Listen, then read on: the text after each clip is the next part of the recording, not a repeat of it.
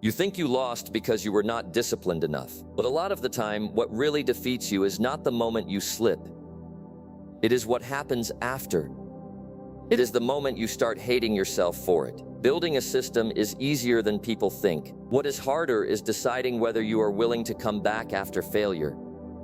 Because once you truly begin cleaning up your life, once you stop relying on pure intensity and brute force, you quickly notice something. The outside world does not get quieter.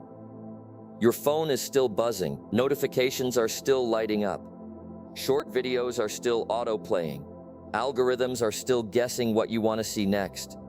Social media is still reminding you over and over that everyone else seems to be living better than you are. You think that once you understand the rules, everything will start moving in a straight line.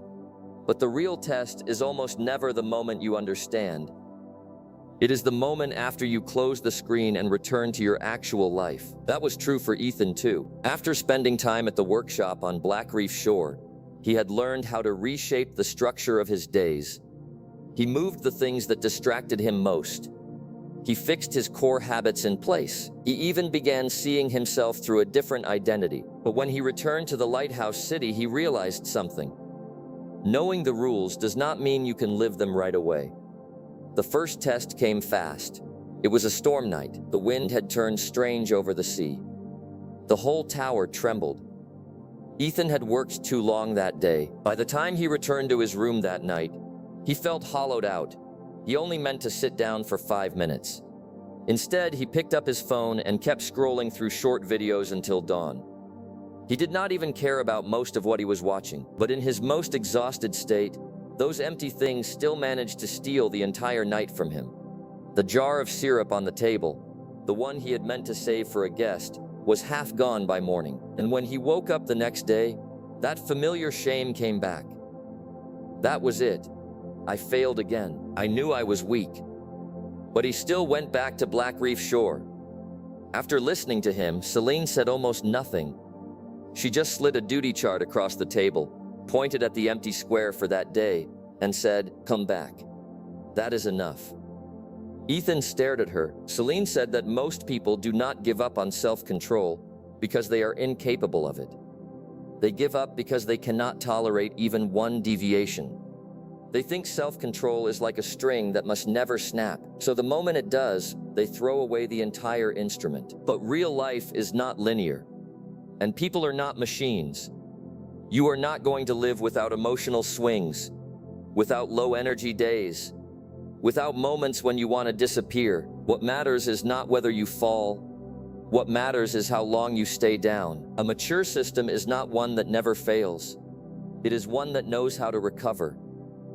She told Ethan that allowing room for imperfection is often what lets a person keep going. Because self-rejection is expensive, it burns energy fast. And once shame takes over, the brain starts looking for the fastest possible relief. That is when the very habits you wanted to escape become the door you walk right back through. Binge eating, mindless scrolling, short videos for hours, drowning yourself in meaningless social noise, pretending you are resting when you are really just numbing yourself harder. So do not punish yourself into going even farther away. Treat yourself the way you would treat someone you actually love. Pick yourself up. Brush the dust off. Keep moving.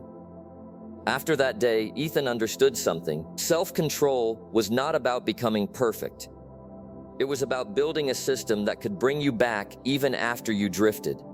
But failure was not the only cost. Soon he ran into something else. Loneliness. Once he stopped showing up to meaningless gatherings, once he stopped letting every relationship spill endlessly into his life, once he stopped saying yes to everything out of fear of disappointing people, his world became much quieter. At first, that quiet felt uncomfortable, even threatening. People in the city began saying he had changed. Some said he had become too serious. Some said he was getting harder to be around. Some laughed and said he had become the kind of person who made life feel boring. And in the beginning, those words did get to him, because when you stop wasting time the way everyone else does, you are often the first one to look strange. So Ethan went back to Celine again. This time, she led him to a tall stone chamber behind the workshop. There was almost nothing inside. One narrow window facing the sea, a long wooden table, a small lamp, and silence. Then she said, "Most people are afraid of being alone, so they keep manufacturing noise. The moment it gets quiet, they reach for the phone. The moment there is empty space, they need something to fill it. The moment they feel inner emptiness, they run to messages, to social feeds, to other people's lives, anything that keeps them from facing themselves." But for someone trying to reclaim authority over their own mind, loneliness is not punishment. It is high-quality space. The moment a person stops running from themselves, their real life begins. In that room, Ethan learned how to read without rushing. He learned to write down what he was actually thinking. He learned not to depend on noise to prove he was still alive. And when the outside voices faded, he heard something he had not heard in a long time. His own voice. Not what other people expected from him. Not what the crowd was chasing, but what he himself wanted to do with the limited life he had. Selene told him that learning to be with yourself is what gives you real armor. When you no longer need outside approval to confirm your worth and no longer need cheap company to keep fear away, that is when freedom actually begins. Sometime later, Selene showed him a deeper layer of the rule. They stood at the highest point of the lighthouse, looking down at the ships moving across the fog sea below. Selene pointed to two different routes. One ship rode hard every day, earning stable, predictable returns, but staying trapped in the same cycle forever. The other spent years learning charts, repairing its systems, building its route, securing its supply lines. It looked harder at first, but once the structure was built, the future no longer depended only on daily strain. Ethan stared out at the sea and understood this was not just the difference between two ships. It was the difference between two lives. A lot of people think self-control means working longer hours, sleeping less, pushing harder, burning themselves down, and then using short videos, junk content, and cheap entertainment to numb the exhaustion at the end of the day. But that is the lowest form of self-control. That is not freedom. That is just another form of bondage with better branding. Selene said that the intelligent use of discipline is not to make today more painful. It is to build systems, learn skills, create work, assets, a body of thought, a brand, media, code, and forms of leverage that keep working even when you are not standing there. Then she said something that cut straight through him. Discipline is not for suffering. It is for buying back your future power to choose.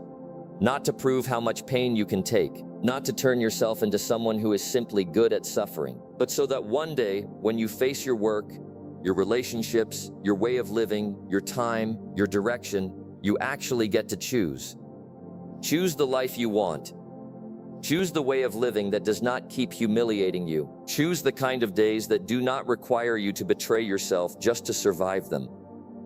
The highest form of self-control does not make today smaller. It gives tomorrow more room. If you are running in the wrong direction, your ability to endure will only carry you farther away from the life you actually want. Later, Selene showed him another trap: dopamine. She took Ethan to a new entertainment hall near the harbor. The walls never stopped moving. Sound, light, and instant reward had been designed with frightening precision. The moment you stepped in, the next image was already waiting. Then the next one, then the next one. Just like short video platforms always seem to know what you will watch next. Just like social apps always know how to make you stay a little longer. Selene said that the modern world is extremely good at hacking the reward loop. Anything designed to hook you is really just stimulating the part of you that chases desire. But dopamine is not happiness. It is closer to a promise. It keeps saying, one more minute, one more look. But when it is over, what remains is often not satisfaction. It is emptiness. It is fatigue. It is heavier distraction than before. The pleasure worth building a life around is never the cheapest kind. It is slower. It asks more of you. It comes after boredom, after delay, after effort. The clarity after exercise.